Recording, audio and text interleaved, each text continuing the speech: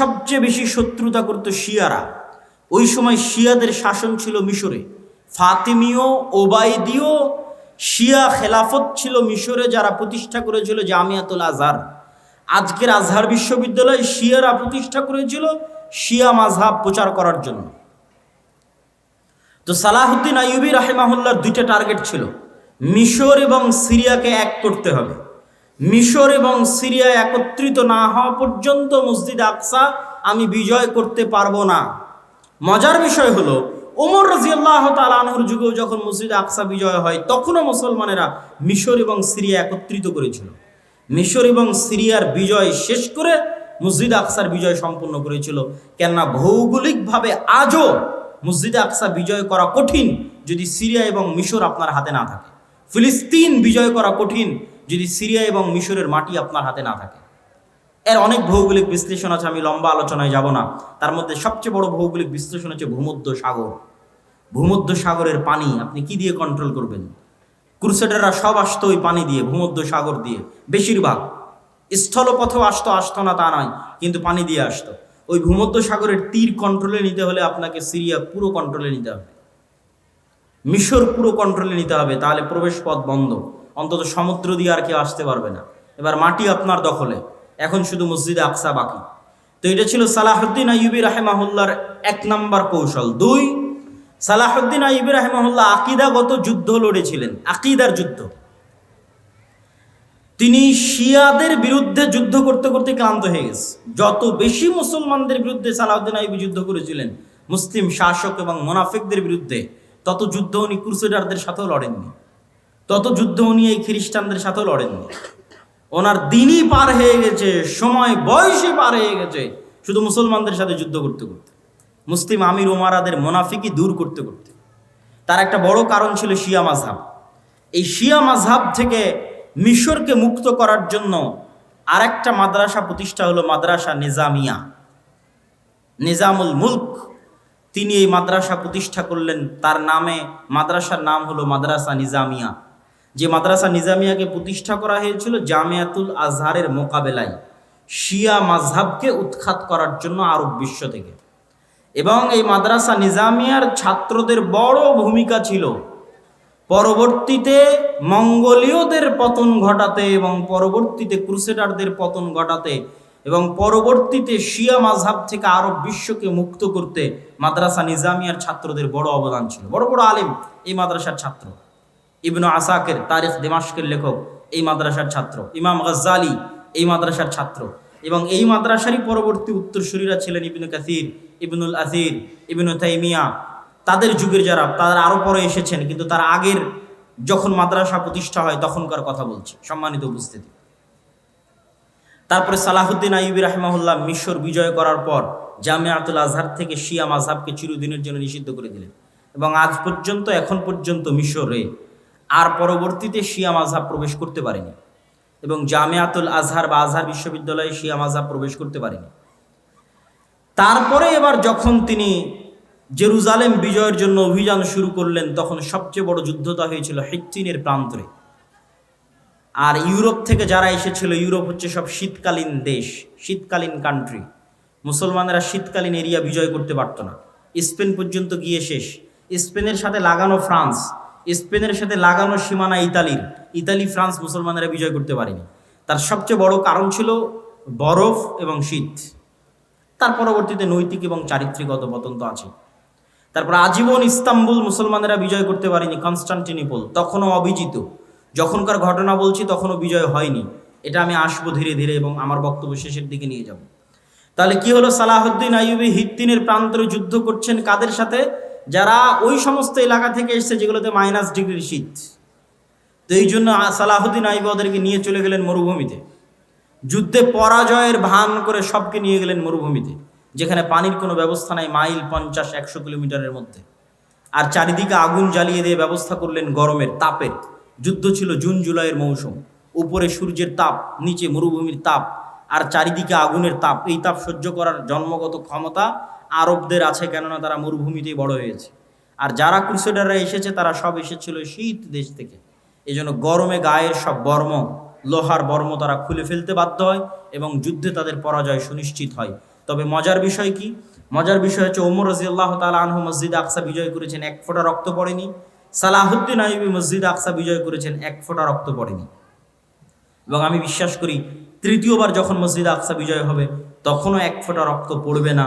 এই ধারাবাহিকতা বজায় থাকবে, আল্লাহ সুবহানাহু ওয়া তাআলা সেই ব্যবস্থা করে দিবেন, এটা বিশ্বাস করি অন্তর থেকে ইনশাআল্লাহ। সম্মানিত উপস্থিতি, তাহলে একটা গেল আল্লাহ সালাহুদ্দিন আইয়ুবীর মাধ্যমে মসজিদ আকসা বিজয় করলেন। আর একটা হচ্ছে আইনে জালুতের যুদ্ধ, মঙ্গোলীয়রা বাগদাদের পতন ঘটিয়ে এগিয়ে যাচ্ছে, তিনটা মসজিদ একত্রে তাদের দখলে চলে আসবে। জেরুজালেম দখলে আসবে, মক্কায় দখলে আসবে, মদিনা দখলে আসবে। তিনটা মসজিদকে বাঁচানোর মতো ওই সময় আর কোনো শক্তিশালী শাসক ছিল না, মামলুক, মিশরের মামলুকরা ছাড়া। সালাহুদ্দিন আইয়ুবীর পরপরই 50-100 বছরের মাথায় মঙ্গোলীয়দের এই ঘটনাগুলো। তখন মামলুকদের বাদশা ছিল সাইফুদ্দিন কোতজ, জাহিরুদ্দিন আল বেরবাস। তাদের সাথে যুদ্ধে সর্বপ্রথম মঙ্গোলীয়রা পরাজয় ঘটে। তাহলে একদিকে জেরুজালেম উদ্ধার হলো, মঙ্গোলীয়দের পরাজয় হলো। পরবর্তীতে মঙ্গোলীয়দের কি হলো? পরবর্তীতে মঙ্গোলীয়রা নিজেরা ইসলাম গ্রহণ করে নিল। এই জন্য আজকে যত পাকিস্তান, ইন্ডিয়াতে খান দেখেন, মুসলমানেরা সব খান, এরা সব হচ্ছে মঙ্গোলীয়দের বংশধর। মঙ্গোলীয়রা পরবর্তীতে সব ইসলাম গ্রহণ করে নিয়েছিল। তার সবচেয়ে বড় কারণ ছিল মঙ্গোলীয়রা ছিল অশিক্ষিত, মূর্খ, অসভ্য। আর তারা মুসলমানদের যে সমস্ত নারী পুরুষদের ধরে নিয়ে যেত, এরা সবাই ছিল শিক্ষিত, উচ্চ মার্গের শিক্ষিত মুসলমান নারী এবং পুরুষরা। তাদের সাথে বিবাহ বন্ধনে আবদ্ধ হওয়ায় ধীরে ধীরে ধীরে ধীরে তাদের পরবর্তী জেনারেশন ইসলাম গ্রহণ করে ফেলে। আর ক্রুসেডাররা কি হলো? ক্রুসেডাররা ফিরে চলে গেল ইউরোপে, এবং আজ অবধি তারা ক্রুসেড চালাচ্ছে, চলছেই ক্রুসেড। আচ্ছা, এই দুইটা সংকট কাটিয়ে উঠে মুসলমানদের কোনো অর্জন আছে? আছে। স্পেন মুসলমানেরা ফিরে পায়নি, কিন্তু স্পেনের পরিবর্তে আল্লাহ মুসলমানদেরকে এরপরই, স্পেনের পরিবর্তে আল্লাহ মুসলমানদের এই দীর্ঘদিন যাবৎ মুসলমানেরা কুস্তুনতুনিয়া বিজয় করতে পারে না। কুস্তুনতুনিয়া বিজয়ের ইতিহাস পড়ে দেখেন, কত শত শত সাহাবি, আল্লাহর তাবি, সাহাবিদের তাবে এই কুস্তুনতুনিয়া যুদ্ধে শহীদ হয়েছে। যত চেষ্টা করেছে পারেনি। আবু আইয়ুব আল আনসারী রাদিয়াল্লাহু তাআলা আনহু এই কুস্তুনতুনিয়া বিজয় করতে এসে শহীদ হয়ে গেছে। এই কুস্তুনতুনিয়া বিজয়ের তৌফিক আল্লাহ দিলেন কখন? ক্রুসেডারদের হাতে মসজিদ আকসা হারানোর পরে, আবার মসজিদ আকসা ফিরে পাওয়ার পরে। মঙ্গোলীয়দের হাতে মুসলমানদেরকে চরম শাস্তি এবং আযাব দেওয়ানোর পরে, আবার মঙ্গোলীয়দের হাত থেকে সে আযাব এবং শাস্তি থেকে মুক্তি দেওয়ার পরে।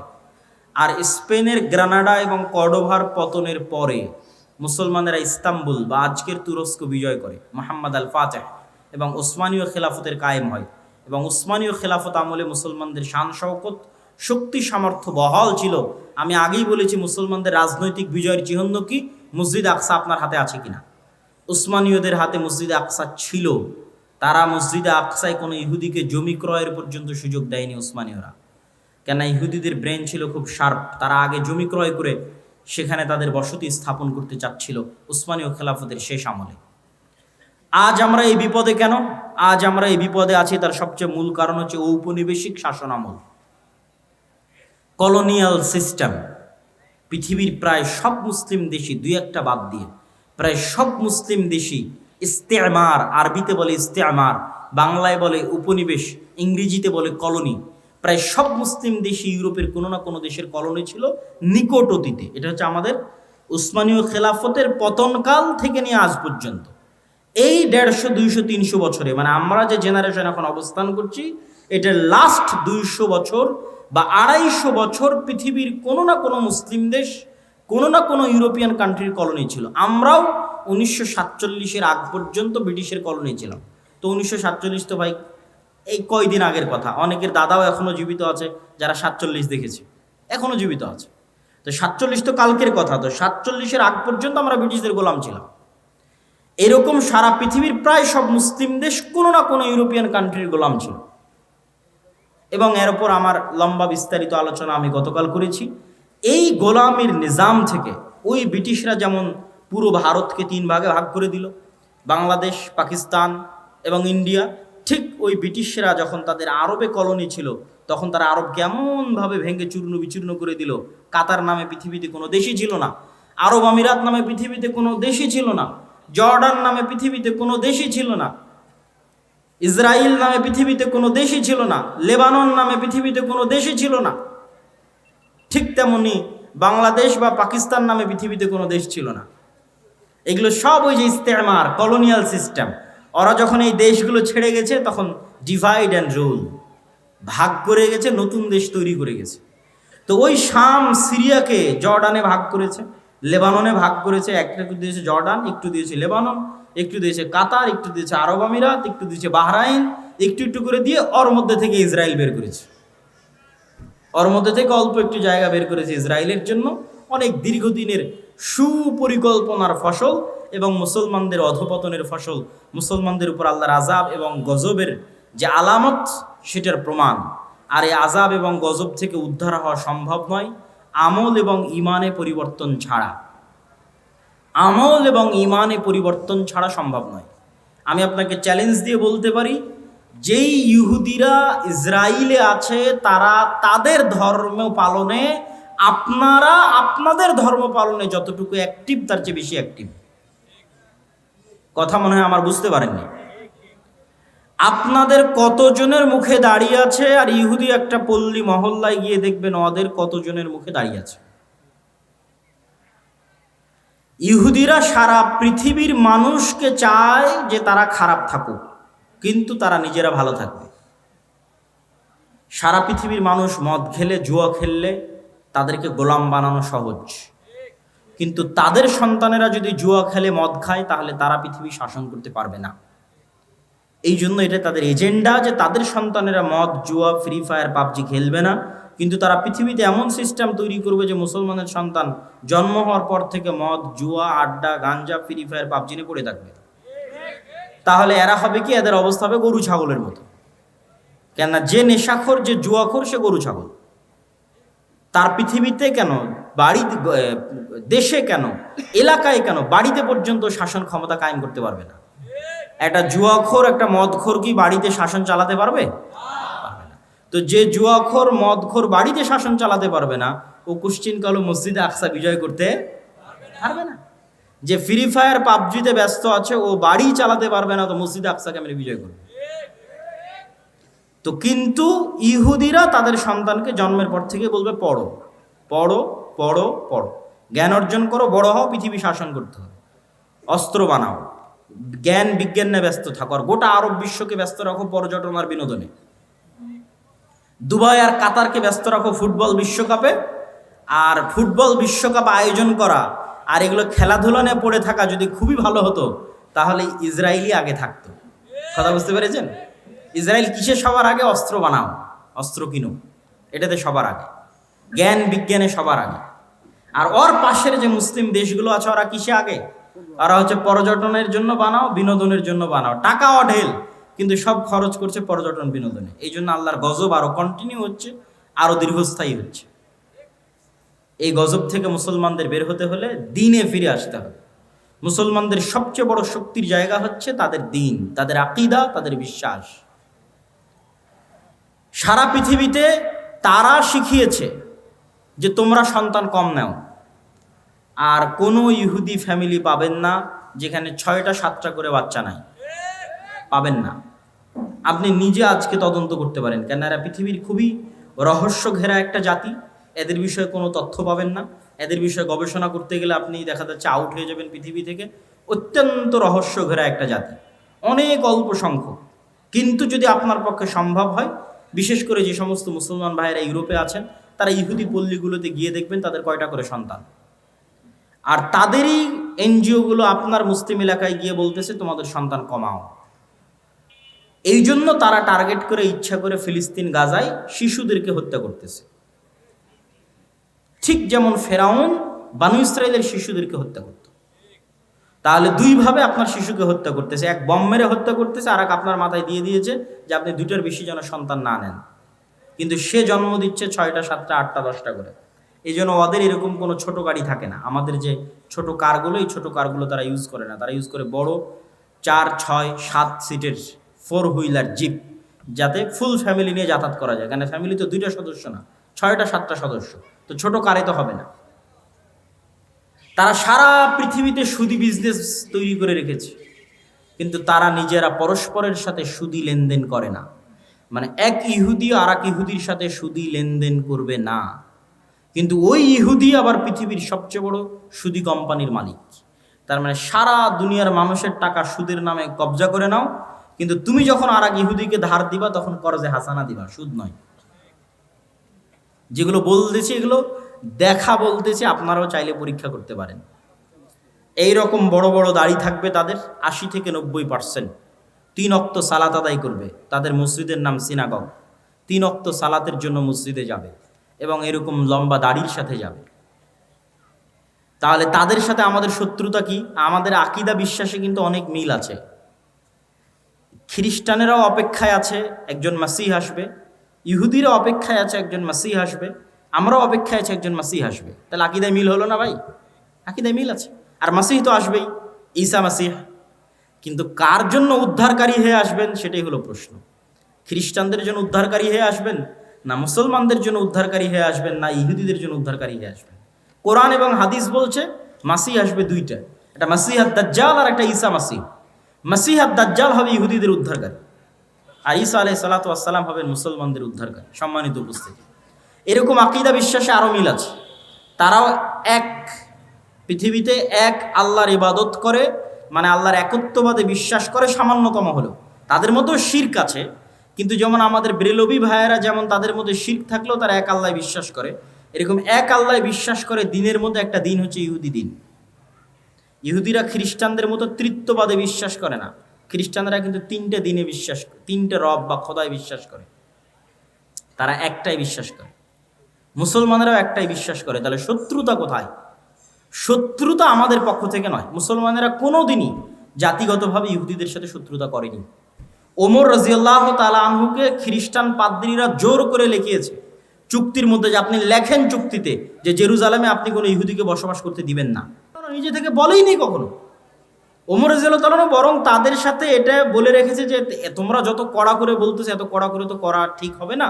তারা চাচ্ছিল, পাদ্রীরা চাচ্ছিল যে কোনো ইহুদি যেন আসতেই না পারে, এবং তারা আসতে দিত না। ঈসা আলাইহিস সালাতু ওয়াস সালামের মৃত্যুর পর থেকে নিয়ে ওমর রাদিয়াল্লাহু তাআলা আনহুর মসজিদ আকসা বিজয়ের আগ পর্যন্ত খ্রিস্টানরা কোনো ইহুদিকে জেরুজালেমে প্রবেশ করতে দিত না। তো ওমর রাদিয়াল্লাহু তাআলা বলছে, এত বড় অমানবিক আইন আমি কিভাবে বাস্তবায়ন করতে পারি?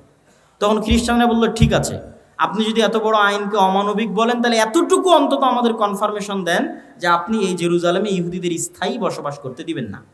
আসুক, আসা মসজিদ আকসা দেখে ঘুরে চলে যাক, তাদের পবিত্র জায়গা যেগুলো আছে সেগুলো দেখে ফেরত চলে যাক। ওমর রাদিয়াল্লাহু তাআলা বললেন, ঠিক আছে। ইহুদিদের সাথে জাতিগত বিদ্বেষ কখনই মুসলমানেরা করে। ইহুদি লেখকরা লিখে গেছে যে তাদের যে পুরো জাতির হিস্ট্রি, এই হিস্ট্রির মধ্যে তাদের সবচেয়ে স্বর্ণযুগ ছিল স্পেন। স্পেনে যখন মুসলমানদের শাসন ছিল, তখন সারা পৃথিবীর নির্যাতিত অত্যাচারিত ইহুদিরা স্পেনে এসে আশ্রয় নিয়েছিল, আর মুসলিম বাদশাহ শাসকরা তাদের আশ্রয় দিয়েছিল, মানবিক কারণে আশ্রয় দিয়েছিল। কেন? সারা পৃথিবীতে খ্রিস্টানরা তাদের উপর অত্যাচার করতো, জুলুম করতো, আর এটা তাদের উপর আল্লাহ গাজাব এবং গজব হিসেবে কোরআনে লিখে রেখেছেন যে এটা তাদের জন্য আযাব এবং গজব, যে তাদের কোনো দেশ হবে না, আলাদা স্বাধীন কোনো দেশ তাদের জন্য হবে না। তো এই জন্য জাতিগত বিদ্বেষ আপনি মুসলমানদের থেকে পাবেনই না।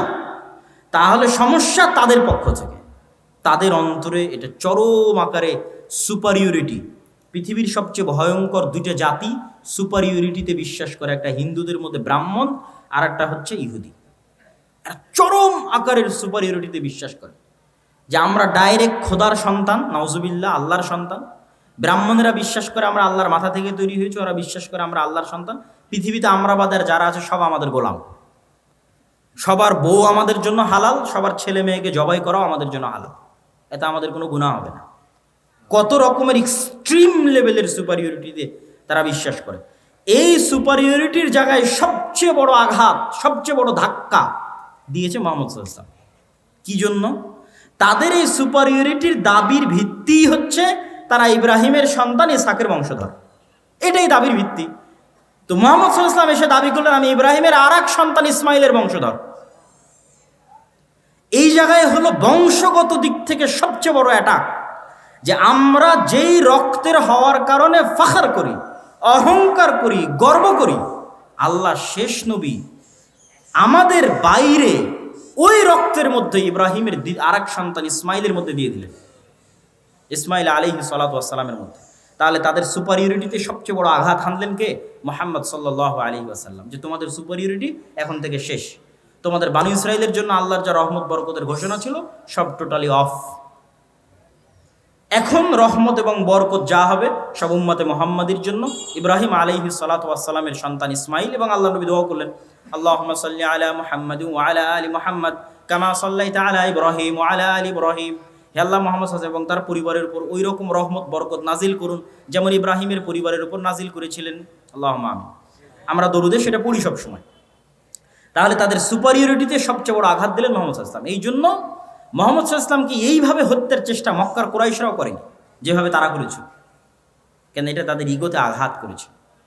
আজও তারা বানু ইসমাইলের সন্তানদেরকে হত্যা করতেছে এই একটা কারণেই, যে তাদের সুপারিয়রিটির জন্য সবচেয়ে বড় চ্যালেঞ্জ হচ্ছে ইসলাম এবং মুসলমানরা।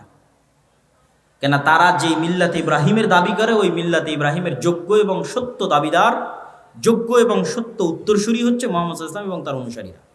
এবং তাদের ধর্মগ্রন্থে লেখা আছে যে ইব্রাহিম আলাইহিস সালাতু ওয়াস সালামের আরেক স্ত্রী হাজেরা এবং হাজেরার সন্তান ইসমাইলকে মক্কায় রেখে আসা হয়েছে। তাদের ধর্মগ্রন্থে লেখা আছে তোমাদের ভাইদের মধ্যে আল্লাহ শেষ নবী পাঠাবে। ওরা মনে করে আছে আমাদের ভাইদের মধ্যে মানে বা ইব্রাহিম আলাইহিস সালামের দুই সন্তানও তো পরস্পরে ভাই, ভাই না ভাই না? ইসহাক এবং ইসমাইল পরস্পরে ভাই না ভাই না? ভাই। তারা মনে করে আছে যে ইয়াকুব আলাইহিস সালামের 12 সন্তান, আমরা পরস্পরে ভাই, আমাদের মধ্যে থেকে আল্লাহ শেষ নবী পাঠাবেন, এই অপেক্ষায় তারা আছে। কিন্তু আল্লাহ সুবহানাহু ওয়া তাআলা তাদের ভাইদের মধ্যেই শেষ নবী পাঠিয়েছেন, সেটা তাদের আদি ভাই ইয়াকুবের পিতা ইসহাক, ইসহাক আলাইহিস সালাতু ওয়াস সালামের রক্তের ভাই ইসমাইল আলাইহিস সালাতু ওয়াস সালামের বংশে আল্লাহ সুবহানাহু ওয়া তাআলা শেষ নবী পাঠিয়েছে। সম্মানিত উপস্থিতি, এই হিংসার কারণে, এই বিদ্বেষের কারণে তারা মুসলমান এবং ইসলামদেরকে সমূলে ধ্বংস করে দিতে চায়। কেন তারা জানে তাদের পতন যদি কারো হাতে হয় মুসলমানদের হাতেই হয়। এটাই হলো সমস্যা। যেমন ফেরাউন জানতো তার পতন যদি কারো হাতে হয় বানু ইসরাইলের হাতে হয়, তারাও জানে আমাদের পতন যদি কোনোদিন কারো হাতে হয় তাহলে মুসলমানদের হাতে হবে। সম্মানিত উপস্থিতি, আমি আমার এই দীর্ঘ ঐতিহাসিক বিশ্লেষণ থেকে আপনাদের কাছে এতটুকুই আহ্বান জানাবো, দিনে ফিরে আসা ছাড়া। আপনি তাদের সাথে মোকাবেলা করবেন অথচ আপনার মধ্যে দিন নাই, তাহলে কি দিয়ে মোকাবেলা করবেন? সে তো দিনের কারণেই এটা জয় করতে এসেছে, দিনের কারণে এখানে শাসন প্রতিষ্ঠা করতে এসেছে, দিনের কারণে আপনাকে হত্যা করছে। আর আপনি দিন ছেড়ে দিয়ে তার উপর দিয়ে বিজয় লাভ করতে চাচ্ছেন, এটা ইম্পসিবল, অসম্ভব। একদল মানুষ যদি দিন পালন করে আল্লাহর উপর ভরসা করে বের হয়ে আসে তাহলে তাদের হাতে আল্লাহ সুবহানাহু ওয়া তাআলা মসজিদে আকসা বিজয় দিবেন, এটা আল্লাহর ওয়াদা। আমরা এখন পারছি না কেন? আমরা এখন গজবের অবস্থায় আছি, আযাবের অবস্থায় আছি। আল্লাহ তাদেরকে দিয়ে আমাদের উপর শাস্তি দিচ্ছে। যেমন ফেরাউনকে দিয়ে তাদেরকে শাস্তি দিয়েছিল, তাদেরকে আযাব এবং গজবের মধ্যে আল্লাহ সুবহানাহু ওয়া তাআলা নিক্ষেপ করেছিলেন। ঠিক এই যুগের ফেরাউন হচ্ছে তারা। আমরা আযাব এবং গজবের মধ্যে আছি এবং এখান থেকে উদ্ধার পেতে হলে ঈমান এবং আমল লাগবে, স্বাধীন চেতা বিশ্বাসী লাগবে, গোলামি বিশ্বাস চলবে না। আমি বলেছি আমাদের সবচেয়ে বড় সমস্যা গোলামির বিশ্বাস। মুসা আলাইহিস সালাম যদি বানু ইসরাইলের ঘর বাড়িতেই লুকিয়ে লুকিয়ে মানুষ হতেন, উনি জীবনে কোনোদিন ওই ফেরাউনের বংশের কিবতীকে এক থাপ্পড়ে হত্যা করতেন না। কেননা বানু ইসরাইলের সাথে পালিয়ে পালিয়ে মানুষ হতে হতে অন্তর ছোট হয়ে যেত। কথা আমার বুঝতে পারছেন? তো মুসা আলাইহিস সালামকে আল্লাহ মানুষ করলেন ফেরাউনের ঘরে। তো ফেরাউনের ঘরে উনি স্বাধীন চেতা হয়ে মানুষ হয়েছে, যে একটা মানুষের পূর্ণ অধিকার সুযোগ সুবিধা কি হওয়া উচিত। ওই অবস্থায় বড় হয়ে যখন দেখছে তার বংশের মানুষকে আর একজন মারছে, তখন দিয়েছে এক থাপ্পড়ে মরে গেছে। তো এক থাপ্পড় দেওয়ার জাজবা কোথায় থেকে আসলো? গোলামি মুক্ত অবস্থায় বড় হয়েছেন, এই জন্য আল্লাহ তাকে গোলামি মুক্ত অবস্থায় ফেরাউনের বাড়িতে, ফেরাউনের ঘরে বড় করেছে। আর আমরা জীবনযাপন করছি 200-250 বছর থেকে গোলামির অবস্থায়, এখনও গোলামির অবস্থায়। স্বাধীন চেতা মনোভাব আমাদের মধ্যে নাই। আমাদের চাল চরিত্র বিকৃত হয়ে গেছে, স্বভাব চরিত্র বিকৃত হয়ে গেছে। এই জন্য আমাদেরকে আমাদের দিনে ফিরে আসতে হবে, স্বাধীন চেতা মনোভাবী হতে হবে। মা এবং বোনদেরকে নিয়ত রাখতে হবে যে তারা পুত পবিত্র অবস্থায় সন্তান জন্ম দিবে আল্লাহ সুবহানাহু ওয়া তাআলার সন্তুষ্টির জন্য, আল্লাহর দ্বীনের জন্য। কখনো বেহায়াইপনা দিয়ে পুরুষ জন্ম দেওয়া সম্ভব নয়। বেহায়াই বেলেল্লাপনা দিয়ে মুজাহিদ পুরুষ জন্ম দেওয়া সম্ভব নয়। বেহায়াইর মধ্যে মেয়েলি পুরুষ জন্ম নিতে পারে। কথা আমার বুঝতে পারছেন? যখন একটা সমাজে পরিপূর্ণরূপে বেহায়াই ছড়িয়ে পড়ে তখন ওই সমাজের পুরুষরা কি হয়ে যায়? মেয়েলি পুরুষ হয়ে যায়।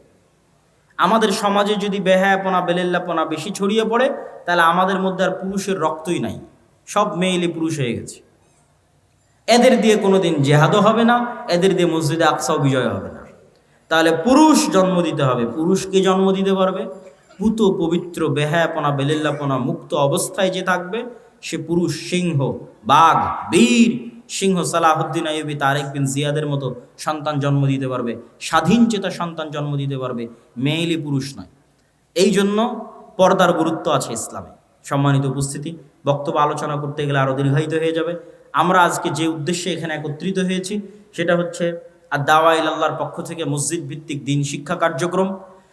আমরা 4টে জেলার 126টা মসজিদ সফর করেছি, আপনার এলাকাতেও এসেছি, আপনাদের চারঘাটে সফর করেছি, আপনাদের বাঘায় সফর করেছি, আপনাদের পুঠিয়াতে সফর করেছি। হয়তো সফরের সময় আপনারা ছিলেন না বা জানতেন না, হয়তো সেভাবে বুঝতে পারেননি, কিন্তু আমরা আমাদের মতো 126টা মসজিদ সফর শেষ করেছি। আমাদের সফরগুলো আবারও শুরু হবে ইনশাআল্লাহ, এবং 200 থেকে 250টার মতো মসজিদে আমাদের মসজিদ ভিত্তিক দিন শিক্ষা, মক্তব শিক্ষা কার্যক্রম পরিচালিত আছে। আমরা চাই যে মুসলমানের সন্তানেরা 2 থেকে 2.5% মাদ্রাসায় যায়, বাকিরা মাদ্রাসায় যায় না। তাদেরকে আজকের এই একদিনের বক্তব্য দিয়ে দিন শেখানো সম্ভব? এখানে আপনারা যতজন আছেন তাদেরকে আজকে আমি পূর্ণ দিন শিখিয়ে দিতে পারবো? এখানে শত শত স্কুল কলেজের ছাত্র আছে, এদেরকে আজ আধা ঘন্টা 1 ঘন্টা বক্তব্য দিয়ে কি দিনের জ্ঞান দিব? তাদেরকে দিনের জ্ঞান দিতে পারবো যদি এই অঞ্চলের সব মসজিদে দিন শিক্ষার শক্তিশালী ব্যবস্থা, মসজিদে দিন শিক্ষার ব্যবস্থা তৈরি হয়। এই জন্য প্রত্যেক মসজিদ কমিটির প্রতি আমাদের উদাত্ত আহ্বান থাকবে, আমাদের সাথে হোক, আমাদের আলাদা হোক, আমাদের সিলেবাস অন্তত রেডি। আপনি আমাদের সিলেবাসটা অন্তত আপনার মসজিদে মক্তবে চালু করুন। মক্তবগুলোকে তদারকির দায়িত্ব আমাদেরকে দিন। আপনি তদারকি করতে পারছেন না, আপনি শুধু মসজিদের ইমামের, আপনার মসজিদে যে চলমান মক্তব আছে সেই চলমান মক্তবটাই আমরা তদারকি করে চাঙ্গা করে দেব। আমাদের তদারকি করার সিস্টেম আছে, আমাদের সিলেবাসের সিস্টেম আছে, প্রশিক্ষণের সিস্টেম আছে। সুতরাং প্রত্যেক মসজিদ কমিটির প্রতি উদাত্ত আহ্বান থাকবে যে আপনারা দাওয়া ইলাল্লাহর অধীনে আপনাদের মসজিদগুলোতে মক্তব শিক্ষা, দিন শিক্ষার ব্যবস্থা করুন। মুসলমানের প্রত্যেক সন্তানের কাছে দিনের জ্ঞান পৌঁছে দিতে আমাদেরকে সহযোগিতা করুন। এটা বাংলাদেশে ব্যতিক্রমধর্মী প্রথম প্রজেক্ট যা আল জামিয়া সালাফের অধীনে পরিচালিত হচ্ছে আর দাওয়া ইলাল্লাহ নামে। আমরা চাই প্রতিটি মসজিদ হোক দিন শিক্ষার প্রথম পাঠশালা। বাংলাদেশের কোনো মসজিদ যেন দিন শিক্ষা থেকে বিরত বা মুক্ত বা আলাদা না থাকে। আমার মাধ্যমে হোক, আমাকে ছাড়া হোক, মসজিদে দিন শিক্ষার ব্যবস্থা থাকতে হবে। এই নিয়ে আমরা দাওয়াত নিয়ে মসজিদে মসজিদে যাচ্ছি, আপনাদের বাড়িতে বাড়িতে এসেছি, এবং আজকেও আপনাদের এলাকায় এসেছি ওই একই উদ্দেশ্য নিয়ে। আজকের প্রোগ্রামও আমরা একই উদ্দেশ্য নিয়ে দিয়েছি।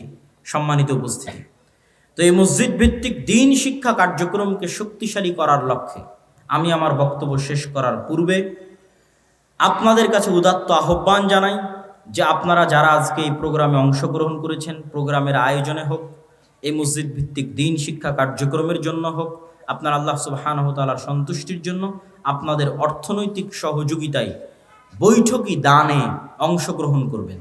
5 টাকা, 10 টাকা, 1 টাকা, 8 আনা হলেও যাতে আপনার অংশগ্রহণ মুক্ত না থাকে। একজন মুসলমানের সন্তানও যদি আপনার এই দান থেকে পবিত্র কোরআনের একটি অক্ষরও শিখে, তাহলে সে এইটার মাধ্যমে পরকালীন নাজাত এবং মুক্তি পাবে।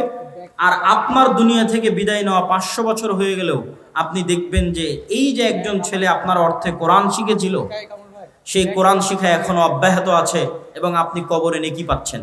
বা আজকে যারা আমরা মাগরিব বৈঠক আমাদের স্টেজে যারা আছেন তাদেরও অংশগ্রহণ করার জন্য আমি অনুরোধ জানাচ্ছি। কেউ মুক্ত থাকবেন না, আলাদা থাকবেন না। আমাদের স্বেচ্ছাসেবক ভাইয়েরা কই? তারা ডান দিক এবং বাম দিক থেকে ভেতরে ঢুকবেন। আপনারা কেউই, কোনো ব্যক্তি এই দান থেকে নিজেকে দূরে রাখবেন না। আল্লাহ সুবহানাহু ওয়া তাআলা কখনোই বলেনি আপনার টাকা আপনি দান করুন, এটা কখনোই বলেনি। আল্লাহ সুবহানাহু ওয়া তাআলা বলেছে আমি তোমাদের যে রিজিক দিয়েছি সেখান থেকে দান করো, আমি দিয়েছি। তথা আল্লাহ সুবহানাহু ওয়া তাআলা আপনাকে দিয়েছে, আপনি আল্লাহর দেওয়া ওই অংশ থেকে আল্লাহর রাস্তায় ব্যয় করবেন। মসজিদ ভিত্তিক দিন শিক্ষা কার্যক্রমে আপনাদের দুইভাবে সহযোগিতা চাই। এক, আপনার এলাকায় গিয়ে মসজিদে দিন শিক্ষার ব্যবস্থা করবেন। আপনার এলাকায় মসজিদের দিন শিক্ষা ব্যবস্থা করার জন্য আমাদের সাথে যোগাযোগ করবেন। জামিয়া সালাফিয়াতে আসবেন। জামিয়া সালাফিয়াতে আদ-দাওয়া ইলাল্লাহর আলাদা অফিসই আছে। সকাল 8টা থেকে 5টা ওখানে মানুষজন বসে আছে, শুধু কোথায় মক্তব চালু করা যাবে এই জন্য, এই অপেক্ষায় বসে আছে। কোন মক্তবে আমরা সিলেবাস দিয়ে পাঠাবো এই অপেক্ষায় বসে আছে। সুতরাং আপনারা আপনাদের মসজিদগুলোতে মক্তব চালু করুন, চালু করার জন্য উদ্যোগ নিন। চালু থাকলে আমাদের সাথে যোগাযোগ করুন। আমাদের সিলেবাস এবং আমাদের ট্রেনিংয়ের মাধ্যমে আপনার ওই মসজিদে মক্তব শিক্ষাকে আমরা চাঙ্গা করতে চাই, শক্তিশালী করতে চাই। যে সমস্ত ছেলে মেয়ে মাদ্রাসায় আসে না, তথা 98% ছেলে মেয়ে তাদের যারা স্কুল কলেজে যায় তাদের কাছে দিনের মৌলিক জ্ঞানটা আমরা পৌঁছে দিতে চাই। এই আমাদের চেষ্টায় শুধু অর্থনৈতিক অংশগ্রহণ আমি চাইনি। অর্থনৈতিক অংশগ্রহণ আমার মুখ্য উদ্দেশ্য নয়। আমার মুখ্য উদ্দেশ্য হচ্ছে আপনার সাথে আমার যোগাযোগ, আমার সম্পর্ক, আপনার মসজিদে আমার যাওয়ার ব্যবস্থা করে দেওয়া। এই জন্য ওপেন আমার বক্তব্যে ঘোষণা দেওয়া আছে যে আপনি যদি মনে করেন যে আমাকে লক্ষ টাকা দিয়ে আপনার একটা প্রোগ্রামে একদিনের জন্য নিয়ে যাবেন, আমাকে নিয়ে যেতে পারবেন না। কিন্তু আপনি যদি বলেন যে আপনার মসজিদে কোরআন শিক্ষার ব্যবস্থা হবে, এটা উৎসাহ দেওয়ার জন্য আমার যাওয়া দরকার, আমি আমার জমি বিক্রি করে হলো আপনার ওই মসজিদে উপস্থিত হব ইনশাআল্লাহ। এই ওয়াদা প্রত্যেকটা মসজিদে গিয়ে আমার করা আছে এবং সেই ওয়াদা আমি পূরণ করতেছি। আর ওই প্রোগ্রামেই অংশগ্রহণ করব যেই প্রোগ্রামও এরকম ফি সাবিলিল্লাহ। আজকের প্রোগ্রামে যেমন আমরা ফি সাবিলিল্লাহ এসেছি আল্লাহ সুবহানাহু ওয়া তাআলার সন্তুষ্টির জন্য, মসজিদ ভিত্তিক দ্বীন শিক্ষা কার্যক্রমের সচেতনতা তৈরির লক্ষ্যে, এটাকে আরও শক্তিশালী মজবুত করার লক্ষ্যে এসেছি। এই ধারাবাহিকতা আমাদের সামনে আরও বজায় থাকবে এবং অব্যাহত থাকবে। আপনারা দোয়া করবেন যেন আল্লাহ সুবহানাহু ওয়া তাআলা এই উদ্যোগকে কবুল করে। সবাই বলে আল্লাহুম্মা আমিন। কেননা আল্লাহ সুবহানাহু ওয়া তাআলা কবুল না করলে এটা আমাদের জন্য করা কঠিন হয়ে যাবে, আমরা এটাতে সফল হতে পারবো না। কিন্তু আল্লাহ সুবহানাহু ওয়া তাআলা যদি কবুল করে তিনি আমাদের জন্য রাস্তা সহজ করে দিবে। অতএব আমরা আবারও দোয়া করি আল্লাহ সুবহানাহু ওয়া তাআলা আল জামিয়া সালাফিয়ার অধীনে পরিচালিত আর দাওয়া ইলাল্লাহর মাধ্যমে মসজিদ ভিত্তিক দ্বীন শিক্ষার এই কার্যক্রমকে কবুল করুন। আল্লাহুম্মা আমিন। সম্মানিত উপস্থিতি, এখান থেকে যখন আপনারা আলোচনা শেষে বিদায় নেবেন, তখন বিদায় নিয়ে যাওয়ার পূর্বে আমাদের মাসিক আল ইতিসামকে মূল্যায়ন করার চেষ্টা করবেন। বাংলাদেশের একমাত্র পত্রিকা যার ফতোয়া বোর্ডে ভারতের জামিয়া সালাফিয়া বানারসের মুহাদ্দিসরাও বসে, একমাত্র পত্রিকা বাংলাদেশের যার ফতোয়া বোর্ডে শুধু বাংলাদেশের আলেমরা নয়, ভারতের আহলে হাদিসদের সবচেয়ে বড় প্রতিষ্ঠান জামিয়া সালাফিয়া বানারসের বড় বড় বিজ্ঞ ওলামা ইকরাম এই ফতোয়া বোর্ডে অংশগ্রহণ করে থাকেন, যারা এখন আল জামিয়া সালাফিয়া ডাঙ্গিপাড়া পবা রাজশাহীর শিক্ষক হিসেবেও দায়িত্ব পালন করছেন। বাংলাদেশের একমাত্র শিক্ষা প্রতিষ্ঠান যেখানে এত বেশি পরিমাণে বিদেশি যোগ্য শিক্ষক দার্স প্রদান করে থাকেন, যারা আল জামিয়া সালাফিয়া বানারস ভারতের আহলে হাদিসদের সবচেয়ে বড় প্রতিষ্ঠান থেকে আগত। এটা বাংলাদেশের একমাত্র ব্যতিক্রম প্রতিষ্ঠান জামিয়া সালাফিয়া ডাঙ্গিপাড়া পবা রাজশাহী। এবং এখানে অচিরেই সৌদি থেকেও মদিনা ইসলামী বিশ্ববিদ্যালয়ের সাথে সম্পৃক্ত শিক্ষকগণ আসবেন।